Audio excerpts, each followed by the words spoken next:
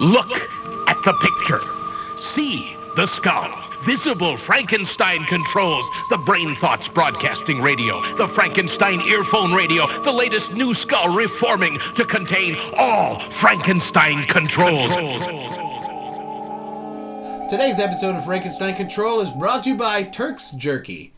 Now, Turk's Jerky is made from 100% naturally sourced, heart-healthy turkey, complete with a scrumptious Jamaican jerk flavoring. The irony of this health-conscious decision is that Turk, founder and CEO of the company, is in actuality a sapient turkey. Now, you might find it quirky that Turk jerks jerky made of turkey, but Turk don't shirk his jerked jerky work. He kills quickly with a dirk endorsed by Captain Kirk. Turk works the jerk and it don't hurt. So don't lurk. Get out and try Turk's quirky jerked turkey jerky today. Available at a vegan food store near you. Available at Moby's Vegan Restaurant. Do y'all want to try some, right? Yeah, especially since it's vegan. Yes, we're gonna roll out to the nearest U-Crops and get some. I'm still envious. U-Crops. Didn't they go under? Yeah, right next to Kmart and Sears. There is still an extant Kmart in my hometown. Oh my god. Oh, I wonder if the one that's in North Carolina on the way to the beach is still there. Well, we'll definitely have to be on the lookout. If there's a Kmart that's on the way to our favorite annual beach spot, and 2 years ago we went there and it was still up. And we were amazed. And last year we skipped that particular trip, but we're going this year, and I really hope it's there. I'm going to be so excited to see the shitty Kmart. It's like seeing a Blockbuster. Yeah. It's like, oh, behold! Oh, I gotta take pictures. It's like the great American buffalo. He's the last of his kind. I'm just envious that you had as difficult an intro as that, and you didn't fuck it up near the amount of times as my regular worded ones. Because, Beer Eye, I read everything out loud, so I've grown quite adept at it. Not to mention, I've been playing Persona 5 a lot, and doing all of the voices, and it has been incredibly wonderful and exhausting. What are those games about? They're about being the best fucking JRPG I've ever damn played. It's about getting massages from your maid, who was also your teacher. It's about... I believe that. It's about dating a goth doctor who's been lambasted by society for killing her patients. And for stepping on you. And for stepping on you. Are there ghosts? I heard there was ghosts. There's stands. Yeah, it's like playing JoJo's. It honestly is. Persona is... at least Persona 5. This is the first Persona game I've ever played. First and only. Maybe not the last, though. What's it on, by the way? It's on PS4. Okay. And so you got one. Yeah, I do. It is a game about stealing people's hearts. Because you are a phantom thief with the power of stands, and you need to make your stands more powerful by making friends with lots of people and potentially dating them. Basically, picture a turn-based RPG where you fight in JoJo's Bizarre Adventure mode and also mixed with the dating sim. Bada bing, bada boom. You got yourself Persona 5. And I am legendary at making games and movies and other shit sound terrible. And if you make me talk about Persona 5, this will be the Persona 5 episode, because I could go on forever about this game. It's a lot of fucking fun, and I'm not even done with it yet! I'm 100 hours in, and I'm not done! And this isn't even like additional content, this is just the game's fucking huge! It's so surprising! Welcome to the Persona 5 episode of Frankenstein Control, everybody! This sounds like it was, custom made for my wife. That's exactly the kind of game. Oh my god. So, since they place so much emphasis on, making bonds with people to make your stand stronger, they went ahead and made every fucking character in the game have this really great storyline that you want to get sucked into, and you're just like, ooh, what happens next? Ooh, I gotta help this person. Ooh, I need to make this maid my wife. It's just grand. And it makes you feel stuff. It gets its hooks in you real fast too. Within the first time I played it, I was like, I gotta play more of this fucking game. It's pretty fucking great. I gotta jam on this. My friend my friend brought it over when she was staying over so we could play D&D. And she brought over her copy, and she's like, you should play a little bit of it. Ha ha ha ha. I was like, okay, you made me play Monster Hunter, and I actually surprisingly wasn't that into it, but I'll trust you on this one. I guess I'll play it. Chicho, where do I get this game? It's so amazing. And I bought it like on the spot. For my own copy on the spot. Like, I needed it. It was great. It's so fun. You mean my own copy? Oh, yeah, that's right. Because the PS4 is mine. And I bought a digital copy because I was too lazy to go out to Fairfax because that was the only place they had a copy of Persona available to buy. You could have just ordered it on the damn Amazon. I couldn't wait! I needed to play Ryuji Simulator 2019 now! I needed to do that shit right post-haste this minute! You know, I was gonna say that you've put more hours into that system than I have, but then I realized, oh no, I got the platinum achievement for Dark Souls 3. I put more time into it. And by that measure, there is no amount of time I could put into that PS4 that will outdo Ada's. Yeah. Getting that achievement is fucking ridiculous. I can't believe you did that shit. And you didn't have online capability, so when you had to get all the items, you had to farm the atrocious drop rate for the online items from enemies. It was just the one. It was the one for the Silver Knight. It's whatever the Dark Moon Covenant was. Yeah, the Dork Moons. Yeah. Where there's like these 3 Silver Knights on the stairs, and like they're the easiest ones to kill in succession. And I got to the point where I could do it without looking at the screen.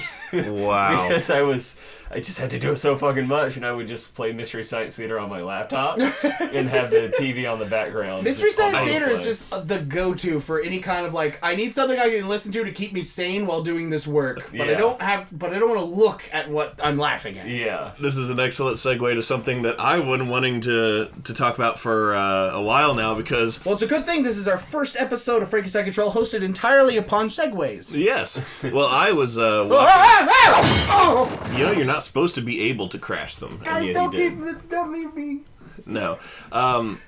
So I was watching Mystery Science Theater recently for exactly the same reason. I had it on while I was playing Skyrim Special Edition. And, you know, Mystery Science Theater is just fun and funny to have on, and true that. It's always a good time.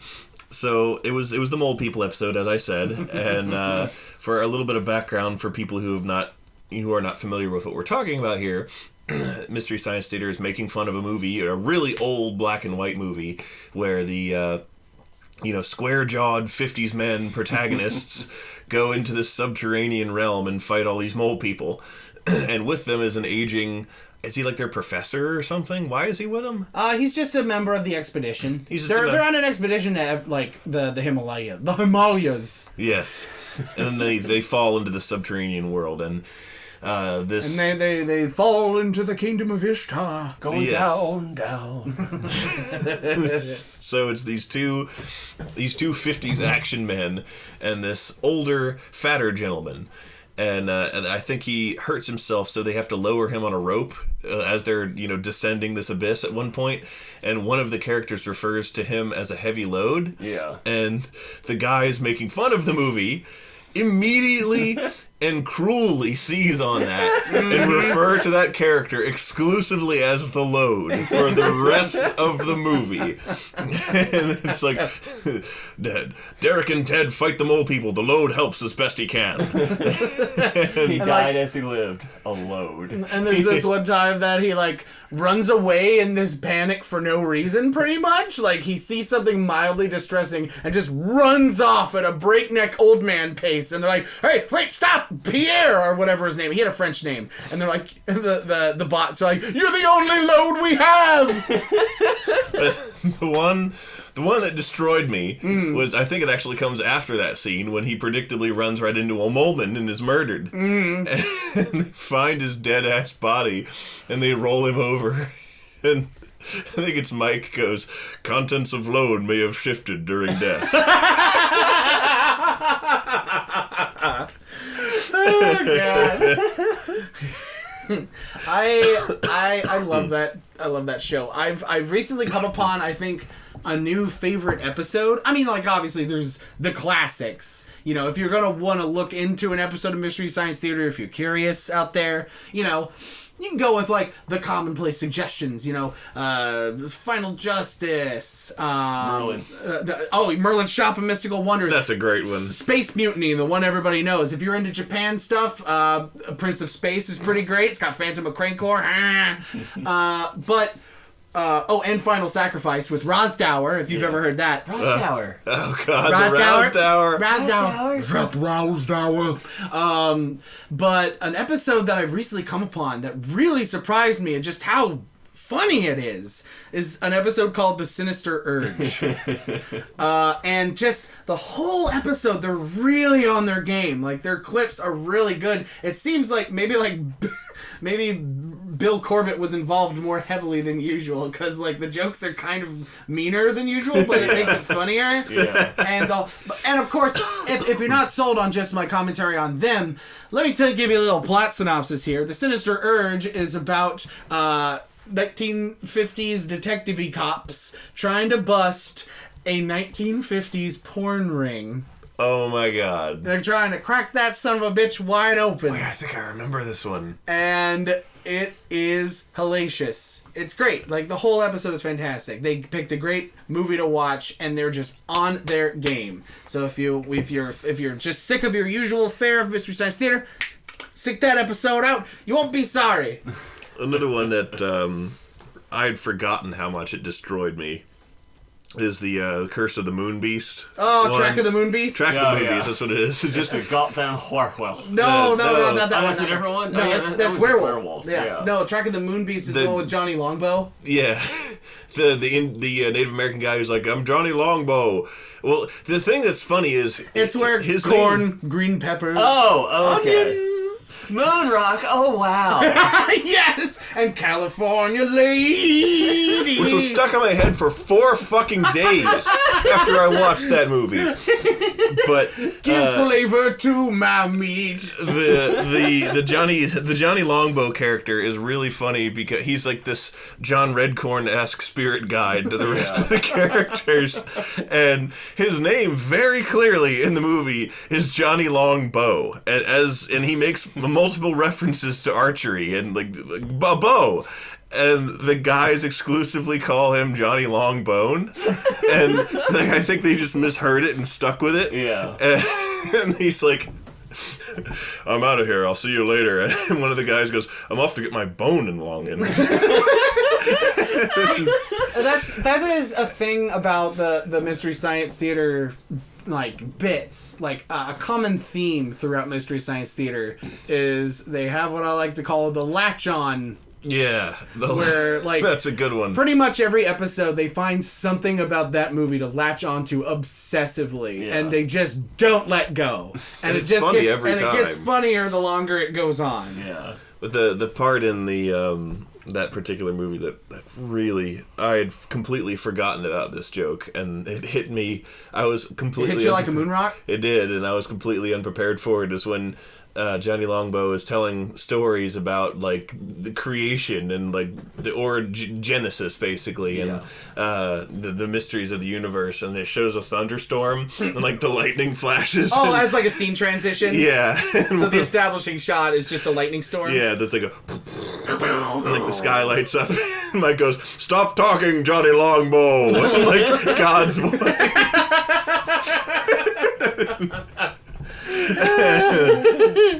That show is its own brand of magic. I really like it. Also, actually, this is a good time to bring up. With the new season of Mystery Science, the new series, I guess, of the Mystery Netflix Science series. Yeah, the Netflix series. So, like, there are some standout great episodes in the first season of the Netflix series, but on the whole, I think it was like kind of, especially the host segments were kind of flat.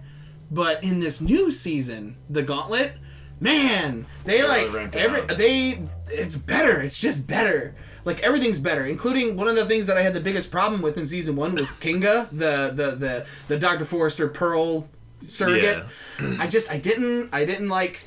Gotta keep saying. She no butts the whole time. Yeah, she just no butts in all the skits, and it isn't funny, and it just is sort of like, okay, well, at least Patton Oswalt's trying real hard. Yeah. But in the second season, it totally works, and I don't know what they tweaked, and I want to go back to those episodes and try and figure out, like, what are they doing different now? Why is Kinga funny in this season and she wasn't in the previous one? What's going on? I want to pick it apart, but then the frog might die, so I'm not sure. That old adage, a joke is like a frog. You can dissect it and take it apart and find out how it works, but but the frog dies. Yo, that's a good one. Yes. So maybe I don't want to do that, but maybe I do. I don't know. But yeah, the second season was great. And they had a Smash Mouth reference in one of the episodes, so how bad could it be? It was really funny. One of those movies, I don't remember which one. I watched the new season, and it was great. There was one movie that was almost, like, with their commentary, it was almost unwatchably horrible. Was it Atlantic Rim? It was Atlantic Rim. Yeah, that movie is that. I think. I mean, there are I think episodes like that in the old series too. Like this isn't a new phenomenon at all, but Atlantic Rim was that in the second season. I don't think I'll ever watch that one again. No discredit to the guys. They tried. It's just that movie is so horrible. It's hard to watch. Yeah. It's painful. And in the first season of the Netflix the one series... with the monkey. The one with the monkey. God, I hate that movie. I can't even remember the fucking name. I don't want to remember. It's called Depression, the movie. Exactly. Watching that movie is like having a depressive episode. I want to kill myself after watching it. It's that bad. I can't believe the crew of the show didn't kill themselves after watching that movie. Which one is that? I can't fucking remember. It's one with like a talking life. Monkey or a talking chimp. Is it a talking chimp? No, Yeah, it's just like it's a chimp. No, I think it's just a performing ass chimp. And he doesn't he talks. Does he talk? Yeah, he talks like this sometimes. Are you sure this isn't a depression-induced fever dream? I would be happy. I am looking up the name of this episode right now. I gotta swear, figure this out. It's like a talking chimp, and somebody wants to kidnap it to dissect its brain to find out why it does that, and everyone's like, Is it Gorilla Grodd? It's Gorilla Gru. Carnival Magic is the name of the episode. Carnival Sadness. Carnival I must of have missed Souls. that one. I gotta watch it now. No, don't. It's not good. It's so Save depressing. yourself! I swear that monkey talked. He was a speaking ape. That episode just is horrid. However, one of my favorite episodes of Mystery Science Theater as a whole is also from the first season of the Netflix series. Mm-hmm. The Christmas That Almost Wasn't. Yeah. Oh, God. That episode is great. Speaking of things that are horrible, Baby Whipple. the Christmas, the song in that, the name is Prune. Oh, God. I hated that. That was so unabashedly terrible. And I did a Google search for that the way I do when I see like an image of a dead person that traumatizes me. It traumatizes me and I can't get it out of my head, so I have to look up details about why the person looks so horrible when they die. And I had to look up everyone who was in that movie and the circumstances of its filming. And how each of them died. I know that the guy who sang that is dead, and that's good enough for me. Kind of like the guy who was Torgo. Yeah, that's really sad, though. Yes, I know. I mean, I heard the rumor that the legs, the prosthetic legs that they made him wear fucked him up for life. I think that's a fake rumor. Yeah. I'm pretty sure. But he did die. He shot himself, a week before the movie. You know who didn't die? Who? / get arrested. To flip the subject a little bit, nice little segue. By the way, I'm back on my segue. I have my cast. Very quick doctor. Very nice. His name was That's what I call it, urgent care. His name was Dr. Urgent Care. So, a person who I recently found out isn't dead, isn't in prison, isn't any of those bad things that we might have come up with in middle school. Steve from Blue's Clues. Good. He's just a normal-ass dude. That's bald. Yes. Yes, he's bald now. He's gone full nostalgia critic. He's just... And there's a reason for that. And it's also the reason why he left the show. Did he get cancer? No. No, it's a lot funnier than that. So, during his time being Steve, he was having basically an existential crisis about how, he was feeling the overbearing weight of the nature of this show. It was kind of kind of unheard of to like address the audience directly like that in the way that Blue's Clues does, and like Steve treats the kids like a friend of his and stuff like that, and like kids on the street would be like, "It's Steve," and like they'd act like they knew him and like he was their bud, and he was freaked out because he's like, "Oh God, now like these kids just, they know that Steve, they don't know the actual Steve," and his name is Steve, by the way, his real name is Steve, and he was just getting all like twisted up inside about how like, dude, these kids, they don't know me, and like They don't know me, but I'm their best friend. I don't want to risk shattering their lives in one fashion or another if they find out about me. This is trouble. And then he was Time Magazine's most eligible bachelor for 1 year, and he goes, "Well, this is kind of sweet, actually. I think I might stick around." And then, like, a couple of years later, he realized he was going bald, and he's like, "Oh, no. Now all the children will know that Steve is mortal. And I don't want that to happen." I don't want them to know that Steve can die. And so that's why he set up his departure from the show. Okay. It's just he didn't want kids to realize that he was mortal. And all the middle school rumors were like, "And he was caught doing drugs, and he went to jail. He stole a cop car and shot a dude." Exactly. He bought a gun. Dude, did you know fucking Steve died of a heroin overdose? That was the big rumor at our school. Yeah. Apparently that started because he played in like a Law and Order type show where he played a heroin addict. Like that was just his character. That's amazing. Wow. That's kind of funny, like how one thing in a TV universe can affect another thing entirely. Wow. But why did people think that Marilyn Manson removed his ribs so he could suck his own dick? Why was that so prevalent? I think Marilyn started it himself. That's pretty good. And then denies it vehemently now. I think he thought, like, knowing Marilyn Manson, he probably thinks that's fucking hysterical. Oh, he does. It's so out of nowhere. How did it start? Yeah. And especially, this is like before the internet was huge or anything, so how the fuck did word get out that widespread? Yeah. Dude, did you know Marilyn Manson removed a rib so he could suck his own pecker? Do you think his testicles are different shaped, just like his eyes? I think so. Do you think one of them is dilated? He got a dilated testicle. Mm-hmm. Hey! If Marilyn Manson was made of spare ribs, would you eat them? Get out of here, Harry Carey. Go commit harakiri. Oh, man. God, what are some other weird-ass rumors that spread through schools besides Steve and Marilyn Manson? Those couldn't have been the only ones. I can't think of any. Yeah, I can't either, but it feels like there was something else. All this weird Marilyn Manson type stuff reminds me of what I've been doing lately. Okay, lay it on us. I have revisited online dating. Oh, no. Dear God, how horrifying. My God, what is it? So maybe like sometime last year, I had given it a shot, and then and now I'm using OkCupid. And at the time, they had an option that would hide you from straight people. Mm-hmm. So like if you're a gay guy or something, then like women aren't going to be able to see you, or straight women aren't going to see you because they're not interested. Why would you want to be on that market? Exactly. They took that away. Why? I don't know. It's very strange. But because of that, all of the potential people that could see me has exponentially increased. Mm-hmm. So on my old account that had that active, I had it up for like 6 months maybe, and it went up to like 50 likes. This new account I've had up since Saturday morning, and I'm almost at 300.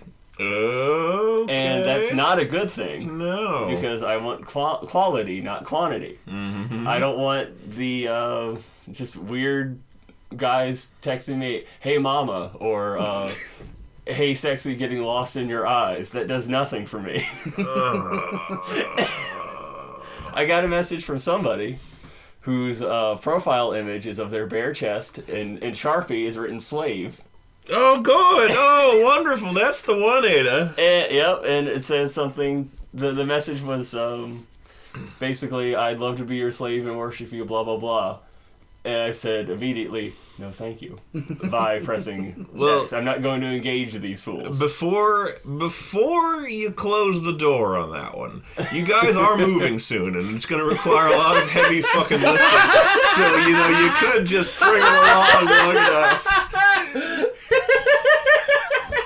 He's our moving slave. Okay, you get everything moved from this house to this house, I'll give you a used sock. How do you feel about that? He'd probably take the deal. People don't just casually write slave on their own bare chest on the internet. Yeah. Yeah, no, nobody does that. It's fucking goofy, right? Oh, yuck. Oh, yeah, you found me. Oh, yeah. You found my profile. By default, since I'm paying, I just had it set to everybody. But then it was just all guys, all straight guys, nothing else. So I'm like, okay, get rid of all the cis guys. And that kind of narrowed it down to things I'm more interested in. But before that, I'm like, I'm going to match with Taylor. So I just scroll down and be like, there he is.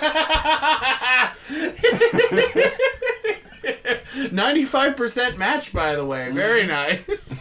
Probably because we're fucking insane. Yes, because we've known each other for a decade and have therefore shaped each other's interests and likes. Oh, that's kind of nice how we do that with each other. Uh-huh. Except I fucking hate you guys. But the best message I've gotten so far, the message itself is fairly innocuous, just kind of like, hey, I'd love to chat together if you have time, with a couple spelling errors in it. However, his profile image is a picture of a snake. It sounds pretty good so far. The image is captioned, one of my favorite morphs. Oh! As well as another picture of a snake saying my other favorite. And then a couple pictures of a kind of gross balding guy that seems to be closing his eyes in all of his pictures. And this is the lizard. They're very beautiful. That through reading his profile, it seems he's very cagey about his kinks. So I can only surmise what they may be. We're not supposed to keep a snake in a cage. You're supposed to keep an aquarium. They can get out of a cage. They can get out of... That's true. They're slippery little critters. But I saw that this morning, and I was very tempted to just message him back, be like, hey, what the fuck's with the snakes? But I have a feeling that's how women like me end up dead and headless in a storm drain, so I'm just going to ignore that one. It's safest if you do. Yeah. Oh, swipe left, right. Swipe the bad way. Swipe the bad way. Just call me if you want to meet him for novelty's sake. I'll bring my gun. It's one of my favorite morphs. I can introduce him to it. It just occurred to me that in the Dora the Explorer movie... She had a gun? No. In the Dora the Explorer movie, that's the big reveal that...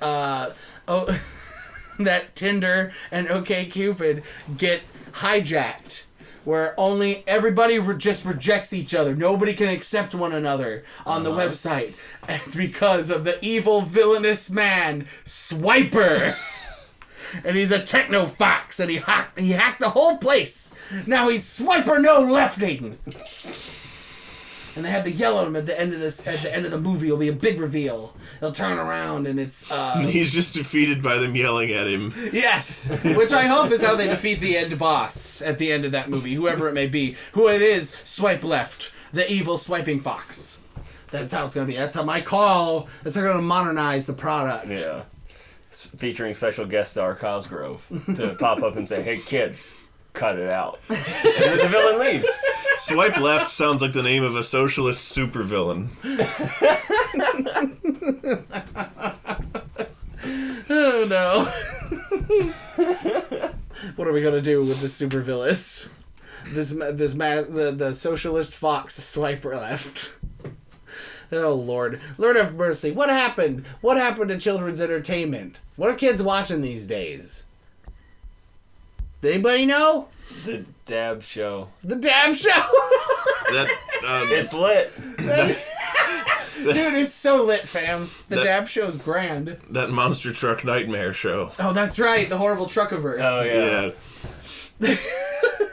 Or that one show that was like there's a pho restaurant that me, Taylor, and his brother go to occasionally. That has 2 TVs. Is it Phobak? Phobak, yeah. Yeah. Phobak. It's delicious. On one side of the room, they have Fox News. And then on the other side, they have like Nick Jr. Nick Jr. or like whatever the really young children's programming is. Noggin? Something like that, yeah. Doesn't have like anymore? I don't know. But anyway. So it's either you watch on one side our dying world and the people that are propagating it, or the dribble that is being fed to the youth. Trying to count hay bales with a little spaceman. Why is there hay bales in space? They're not in space. It's very hard to follow these shows. There's a weird live-action magician man, and he was being haunted by these great Gazoo type characters. Oh, They're going, count the hay bales, dum-dum. Why do you torment me so? Leave, spirits, be gone. Oh my god, that would be so great to just see on the TV, like, the host, like, swatting at the green screen. Oh! And they're just like, can you tell me how many apples there are? And he's like, ah! Oh, there's 6! Right, there's 6. What if Johnny takes 3 of them? There will be 3! That's right! Yay! Oh, the set upon me! Make it stop! I don't want to count fruit anymore! I like this idea of this children's show where the host is frightened of his cartoonish compatriots. It's really great. Like, he goes into his living room and, like, the furniture's alive, and he's just like, ah! Ah!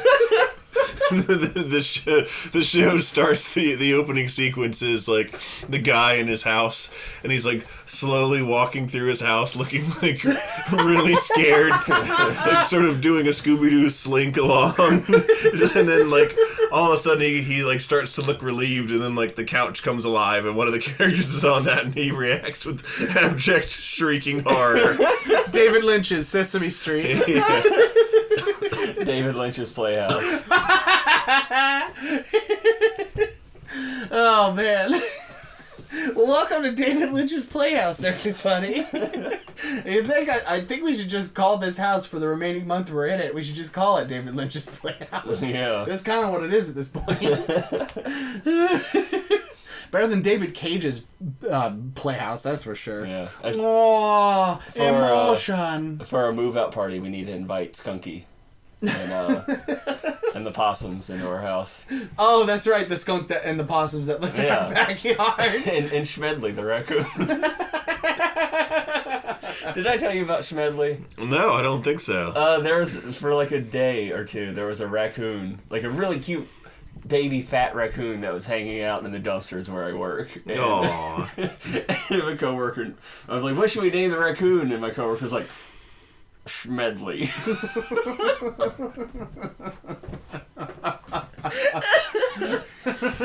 So when we had to call animal control, we were teasing the guy that had to make the call. Just like, you're gonna kill Schmedley. Why would you do this to our baby Schmedley?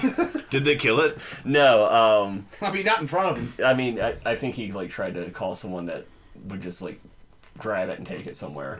Redeposit him yes, somewhere. Yes, redeposit him where he belongs. I like to think that he just goes to another gas station and puts Schmedley in the dumpster, and he's like, good work, Schmedley. And here, Schmedley you is live like, at a 7-Eleven now. Oh no, the exterminator, like, in the dark of night goes over to the 7-Eleven dumpster, and like as he lifts the lid to place Schmedley in it, Schmedley just goes, excellent work, Rutherford. I'll follow you anywhere, sir. He's a fucking millionaire. Yeah. That's a pretty good scheme. That's how you can. That's how you make a good amount of money. Yeah. Speaking of good amounts of monies, we need to return these fucking Segways before they start charging us a late fee. So we better turn these puppies around.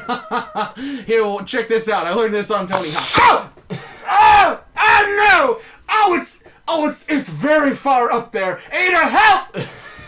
I'm not worried about returning the segways because you rented all 3 of them on his credit card. Yeah.